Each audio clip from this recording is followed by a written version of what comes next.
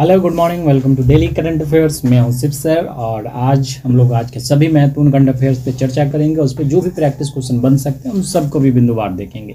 तो आइए, आज का जो पहला न्यूज है वो है, सरकार ने त्रिभुवन सहकारी यूनिवर्सिटी किस राज्य में खोलने की घोषणा की है। ठीक है, तो क्या है ये यूनिवर्सिटी? त्रिभुवन सहकारी यूनिवर्सिटी। ठीक है, तो मेनली जो ये यूनिवर्सिटी है वो कैसा यूनिवर्सिटी है? याद रखिएगा, सहकारी यूनिवर्सिटी है। ठीक है, कहाँ पे खोलने की घोषणा की है? तो गुजरात में जो है इस यूनिवर्सिटी को खोला जाएगा। ठीक है, जगह का नाम है आनंद गुजरात। ठीक है, आनंद गुजरात। आपको याद होगा, आनंद गुजरात से एक और चीज़ है जो पूरे भारत में लोग प्रसिद्ध है, वो है अमूल दूध का। और इस सहकारी यूनिवर्सिटी का जो सीधा संबंध अमूल दूध से है, क्योंकि अमूल के जो संस्थापक थे उनका नाम है त्रिभुवन किशुभाई पटेल। ठीक है, त्रिभुवन किशुभाई पटेल। ठीक है, तो इन्होंने ही जो है मेनली ये इस्टेब्लिश किया था। बाद में वर्गीस कुरियन ने जो है इसे ज्वाइन किया था। हम लोग वर्गीस कुरियन को ही जो है ऑपरेशन फ्लड के जनक फादर के रूप में जानते हैं और अमूल के संस्थापक के रूप में भी जानते हैं। लेकिन ओरिजिनली जो है त्रिभुवन किशुभाई पटेल ने ही जो है उन्हें विदेश भी भेजा था डेयरी मैनेजमेंट करने के लिए। ठीक है, जगह का नाम याद रखना है। आनंद गुजरात में यूनिवर्सिटी खुल रहा है, जहाँ पे सहकारी चीज़ों के बारे में पढ़ाई की जाएगी। और ये यूनिवर्सिटी जो है आगे जो है कॉलेज को एफिलिएट करेगा। कॉलेज में जो पढ़ाई होगा, डिग्री वगैरह, ये सब सहकारी चीज़ों के बारे में। ठीक है, चलिए अगला देखते हैं। सरकार ने हाल ही में सरकार द्वारा लॉन्च सहकार टैक्सी का उद्देश्य क्या है? ठीक है, तो सहकार टैक्सी का जो उद्देश्य है वो है टैक्सी वालों की आय बढ़ाना।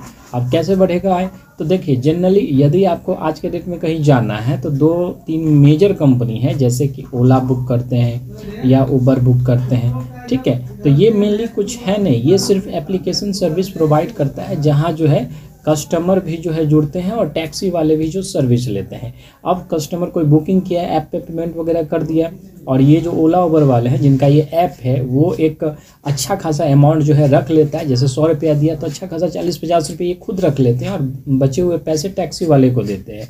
तो इससे जो है बहुत सारा पैसा जो है ओला उबर कंपनी के पास चला जाता है। लेकिन सरकार के द्वारा जो ये ऐप लॉन्च किया गया है सहकार टैक्सी, इससे क्या होगा? सरकार बहुत ही मिनिमल अमाउंट रखेगी जितना उसका सर्विस चलाने के लिए उपयोगी है, और शेष राशि जो है टैक्सी वाले को दे देगी। यानी कि ओला उबर का जो है कॉन्सेप्ट ही खत्म हो जाएगा। अब ओला उबर की जगह सरकार का सहकार टैक्सी लोग यूज करेंगे और वहीं पे जो है बुकिंग करेंगे। इससे टैक्सी वाले को मैक्सिमम पेमेंट जाएगा और उसकी आय जो है बढ़ेगी। ठीक है, चलिए नेक्स्ट देखते हैं हम लोग। नेक्स्ट है, सरकार ने बैंकिंग लॉ संशोधन विधेयक पास किया जिसका एक उद्देश्य है। तो इसका एक उद्देश्य में क्या है? अकाउंट में एक नॉमिनी को बढ़ाकर 4 करना। मेनली क्या है कि आज भी जो है अंग्रेजों के बनाए हुए बहुत सारे कानून को हम लोग ढो रहे हैं, जैसे RBI एक्ट 1934 जिसके अंतर्गत RBI की स्थापना हुई थी, बैंकिंग रेगुलेशन एक्ट है। तो ये सब पुराने कानून हैं जिनको टाइम टू टाइम जो है बदलने की आवश्यकता होती है और इसमें संशोधन किया जाएगा।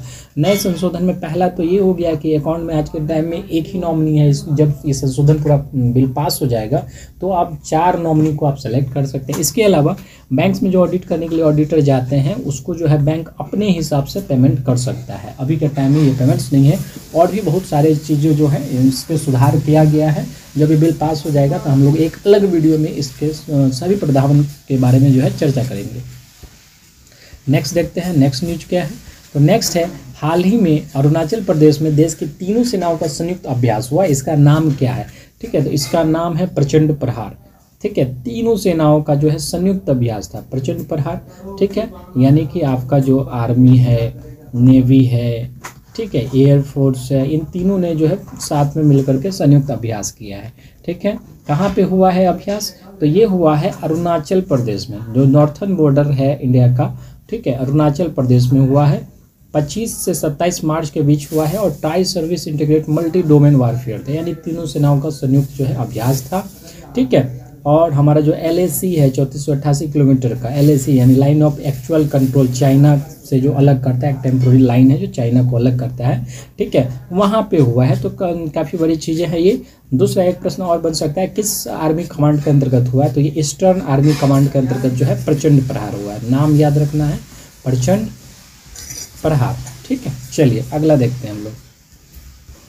नेक्स्ट है हाल ही में समाचार पत्रों में देखे जाने वाला युवान क्या है। तो युवान एक टग है। टग टग का नाम आपने सुना होगा। जनरली जो है बंदरगाहों पे, ठीक है, वहाँ पे यूज किया जाता है इस टग का। ठीक है, टग नाम है इसका। 25 टन का ये टग है और इसका जो मेन काम होता है, जैसा कि आप यहाँ पे देख सकते हैं, एक हैवी मशीन होती है, इसमें क्रेन्स वगैरह बहुत सारे हैवी इक्विपमेंट लगे रहते हैं। इसका जो मेन काम होता है वो है जो जहाज आ रहे हैं, जहाज़ों को घुमाना, ठीक है, टर्न कर देना, या उसको डॉक करना, यानी कि बांधना, पोर्ट से अनडॉक कर देना, ये सब काम होता है। ठीक है, यानी जहाज को पूरी तरह से कंट्रोल करने के लिए पोर्ट्स पे टग का यूज किया जाता है। ठीक है, तो युवान जो है ये टग है। इसे 4 टग का एक प्रोजेक्ट था जिसमें से ये चौथा टग है। तो शेष 3 टग कौन से हैं? तो एक टग है आपका भीष्म जो सबसे पहले बनाया गया, उसके बाद बना बाहुबली, ठीक है, इसके बाद बना अश्व और लास्ट में जो है ये युवान था। चलिए अगला देखते हैं।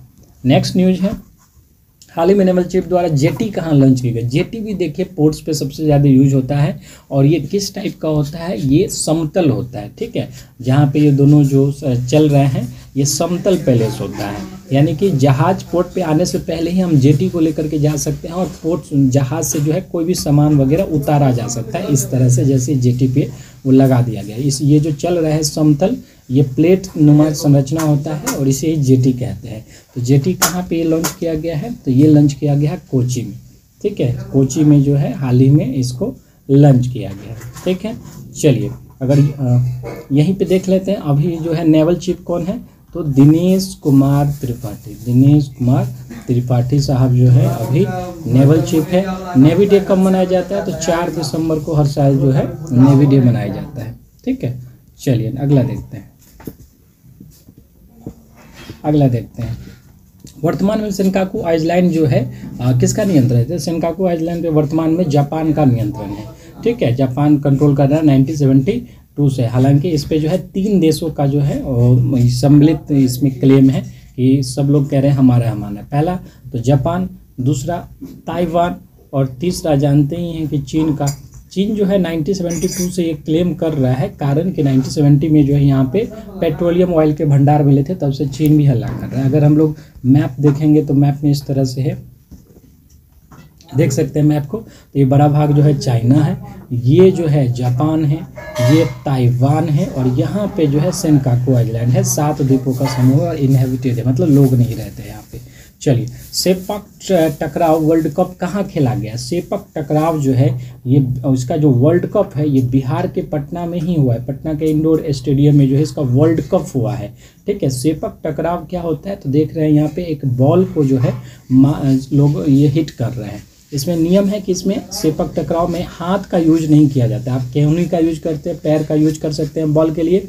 ठीक है, तो ये शॉकर का, मार्शल आर्ट का, ठीक है, और बॉलीवुड का ये मिला जुला स्वरूप है। इसमें हाथ का यूज नहीं किया जाता, पैर, सर, केहूनी, टकना, इस सब का यूज किया जाता है। कहाँ पे खेला गया है? तो बिहार के पटना में खेला गया है। वर्ल्ड कप इसका 20 कंट्री जो है इसमें पार्टिसिपेट की थी और वर्ल्ड कप जीता कौन? भारत ही जीता है, जापान को हरा करके। ठीक है, चलिए याद रहेगा। नेक्स्ट देखते हैं हम लोग। नेक्स्ट है किस केंद्रीय मंत्री द्वारा इंटेलेक्चुअल प्रॉपर्टी अवार्ड 2024 दिया गया है? तो ये अवार्ड दिया गया है पीयूष गोयल साहब के द्वारा।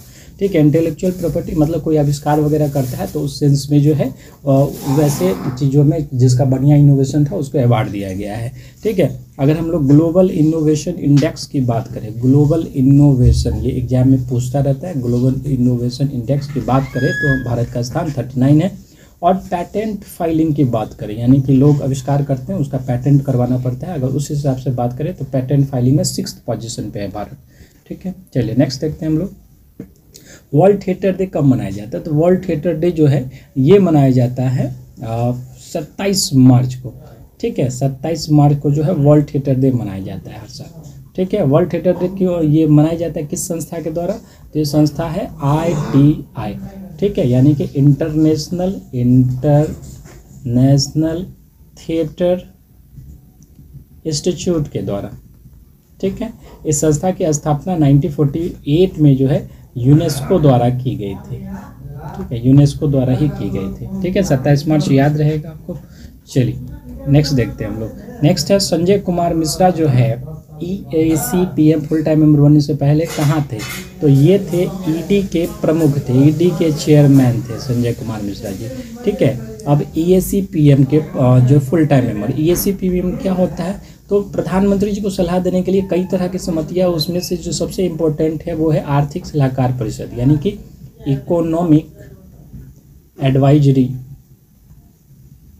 ठीक है, काउंसिल। इसका जो हेड है, अभी चेयरमैन है, चेयरमैन भी पूछ सकता है, इसके हेड जो है वो विवेक देवराय है, याद रहेगा, विवेक देवराय साहब जो है इसके हेड है। चलिए नेक्स्ट देखते हैं हम लोग। नेक्स्ट है, भारतीय मूल के किस व्यक्ति को अमेरिका के नेशनल इंस्टीट्यूट ऑफ हेल्थ का डायरेक्टर चुना गया है? ठीक है, तो जय भट्टाचार्य को जो है अमेरिका के नेशनल इंस्टीट्यूट का जो है डायरेक्टर चुना गया है। ठीक है, जय भट्टाचार्य 18वें डायरेक्टर बनेंगे। ठीक है, काश पटेल जो है, काश पटेल अभी के टाइम में FBI के हेड है, ब्यूरो ऑफ इन्वेस्टिगेशन, जो अमेरिका की प्रमुख जांच एजेंसी, उसके हेड है। तुलसी गवार्ड जो है नेशनल इंटेलिजेंस की हेड है वहाँ। ठीक है, नेशनल इंटेलिजेंस, जिस तरह से भारत में अजीत डोभाल साहब है, यानी गुप्तचर विभाग के प्रमुख है, उसी तरह से वहाँ पे तुलसी गवार्ड है। और ये तीनों ही जो है भारतीय मूल के हैं, काश पटेल, तुलसी गवार्ड और जय भट्टाचार्य। ठीक है, चलिए अगला देखते हैं हम लोग। नेक्स्ट है, ये रिवीजन क्वेश्चन है। पहले का क्वेश्चन है, किस राज्य सरकार ने जो है माता कर्मा के नाम से 5 रुपये का पोस्टेज स्टाम्प लॉन्च किया था? तो ये छत्तीसगढ़ है। ठीक है, छत्तीसगढ़ सरकार ने किया था। छत्तीसगढ़ के जो CM है वो है अभी के टाइम में विष्णु देव साय। ठीक है, और गवर्नर है रमन डेका। ठीक है, माता कर्मा का ये 1009वां वर्षगांठ था। ठीक है, चलिए नेक्स्ट देखते हैं। ये भी रिवीजन क्वेश्चन है। क्या है, हाल ही में RK श्री कुमार को संगीत कला निधि अवार्ड दिया गया, इनका संबंध किस वाद्य यंत्र से है? तो ये वायलिन से इनका संबंध है। इनको जो अवार्ड दिया गया है द म्यूजिक एकेडमी तमिलनाडु के द्वारा दिया गया। ठीक है, चलिए नेक्स्ट देखते हैं। हाल ही में न्यू डेवलपमेंट बैंक के प्रेसिडेंट बने हैं, कौन बने हैं? तो डिल्मा वैना रसब जो है न्यू डेवलपमेंट बैंक की जो है प्रेसिडेंट बनी है। ठीक है, न्यू डेवलपमेंट बैंक को पहले ब्रिक्स बैंक कहा जाता था, ब्रिक्स बैंक कहा जाता था, और इसके बाद में नाम बदलकर न्यू डेवलपमेंट बैंक रखा गया। ब्रिक्स में वर्तमान में जो है 10 मेंबर है। ब्रिक्स का 2024 का जो मीटिंग हुआ था वो कजान में हुआ था, जो रूस में है, और 2025 का जो मीटिंग होगा वो ब्राज़ील में होने जा रहा है। ठीक है, तो इसको याद रखना है। ठीक है, तो इसका जो PDF होगा आप टेलीग्राम में डाउनलोड कर सकते हैं। नेक्स्ट क्लास में हम लोग नेक्स्ट करंट अफेयर्स के साथ मिलेंगे, तब तक के लिए धन्यवाद।